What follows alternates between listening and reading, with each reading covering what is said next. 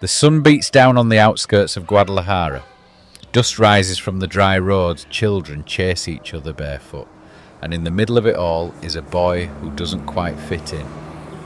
His skin is pale, his freckles scattered, his hair a bright shock of red. In Mexico, he stands out like a flame against the desert earth.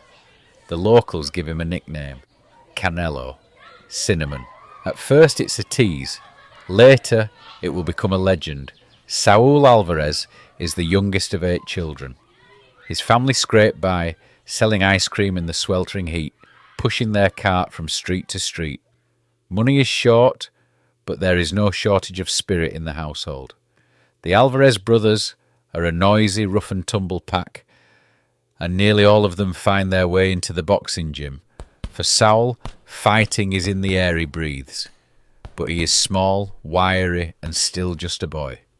At 13, he watches one of his brothers climb into the ring, gloves laced tight, the crowd gathered close. Something stirs in him. He wants to know what it feels like, to take a punch, to give one back, to stand alone under the lights. Soon, Saul laces the gloves himself. The leather is too big for his hands. The smell of sweat and canvas is overwhelming. But from the very first moment, there's a flash of instinct, a natural rhythm. This scrawny red-headed kid from Guadalajara has found his calling. 13 years old, barely a teenager, still in school, but already stepping through the ropes. The crowd is small, the air thick with sweat and dust, and on the other side of the ring stands someone older, stronger, heavier.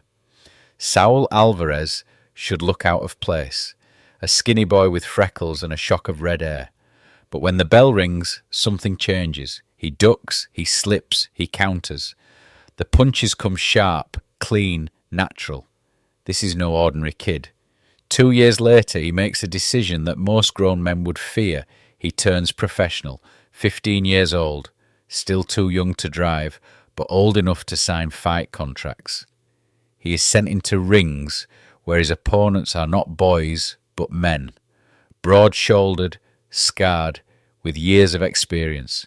Picture it, a smoke-filled arena in a small Mexican town. The crowd restless, beer in hand, eyes on the red-headed teenager with the oversized gloves. His fists are taped, his nerves hidden beneath a mask of quiet determination. He looks up at men twice his size and doesn't blink. And then, the knockouts come. Fast, brutal, decisive. Time and again, the teenager floors men who thought they could bully him. Word spreads. Promoters lean in. Journalists take notes. Old fight fans whisper to one another, "This kid is special." By his late teens, the red-headed boy from Guadalajara is no longer a curiosity. He's a sensation. Across Mexico, Saul Canelo Álvarez tears through opponents, city by city, ring by ring. Each fight draws a bigger crowd. Each knockout adds to the growing buzz. But away from the bright lights, he stays the same. Stoic, quiet. A hard worker who spends his mornings in the gym and his evenings with his family. For all the hype building around his name, Canelo still helps out at home, still eats simple meals, still keeps his circle small. At heart, he is a family-first fighter, not yet seduced by the trappings of fame. Promoters, though, see something more. The pale-skinned, red-haired Mexican with movie-star looks and devastating power. He's a marketer's dream. And soon the spotlight begins to shift north. The United States. Las Vegas, the big money stage. It is the beginning of a double life. At home in Guadalajara, he remains the humble son, the youngest of 8, still more comfortable around horses and farmland than cameras. But abroad, in arenas packed with thousands, he becomes something else entirely. A rising celebrity, a fighter tipped to be the future of Mexican boxing. The hype machine is rolling, and it isn't slowing down. The hype could only carry him so far. To prove himself, Canelo had to face the names that mattered. The legends, the champions. In 2012, he beat Shane Mosley, a veteran many considered past his prime, but still a dangerous test. It was the first big stamp of legitimacy. Then came the defining moment of his youth, Floyd Mayweather.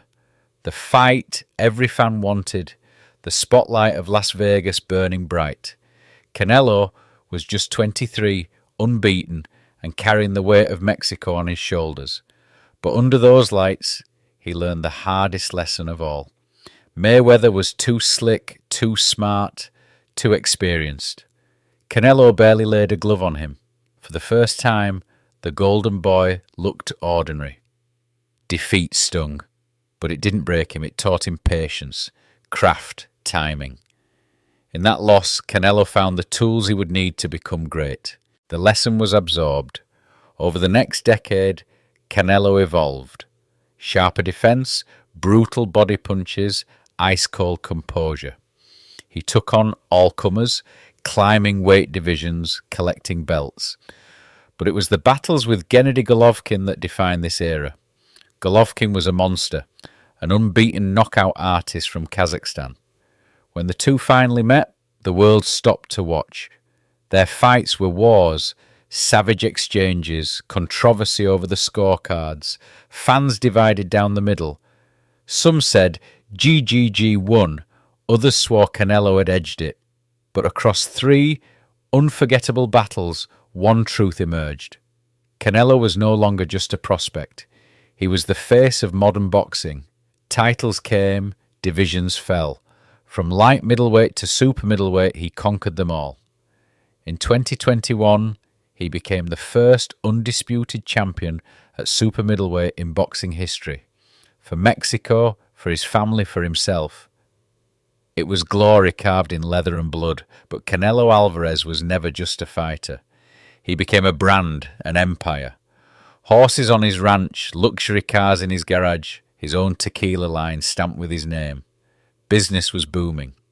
He broke with Golden Boy Promotions, choosing to manage his own destiny, handpicking fights, signing record-breaking deals that made him one of the highest-paid athletes on the planet.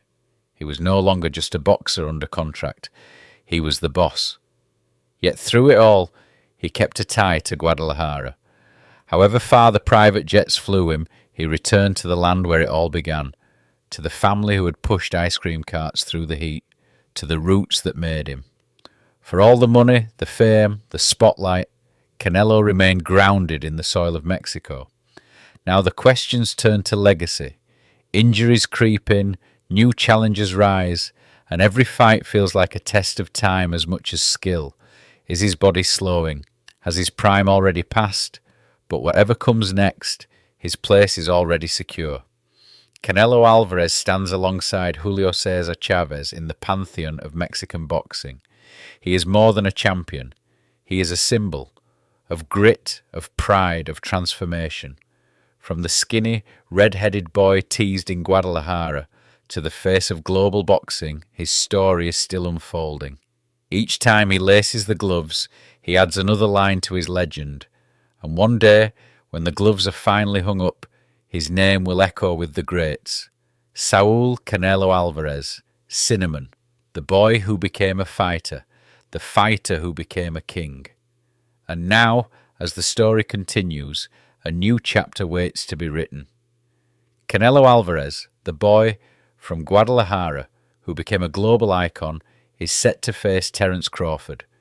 The arena will light up once more, the punches will fly, and the world will watch to see if another legend is forged or another lesson is learned.